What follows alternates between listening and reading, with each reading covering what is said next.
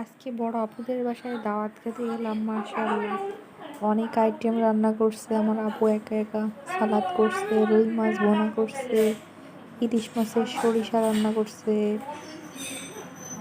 মুরগির আমিও গোশত বলে দিতে রান্না পারবো না, করছে, সমস্যা নেই। গরুর মাংস রান্না করলো, ছোট মাছ চচ্চড়ি, এত কিছু রান্না করছে। মাশাআল্লাহ মাশাআল্লাহ আমার আপু এক হাতে সব কিছু সামলিয়েছে।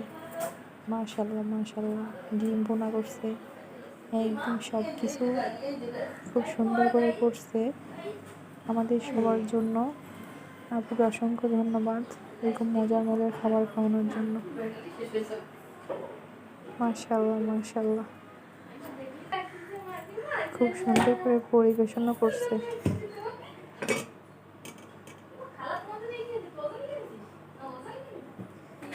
নতুন ভাইয়ের বউকে দাওয়াত করছিল, তার জন্য আলাদা করে সবকিছু আপু সাজিয়েছে। মাশাআল্লাহ মাশাআল্লাহ এখানে আবার বড় পাতিলে গরুর মাংস রান্না করছে। হ্যাঁ, সমস্যা নেই।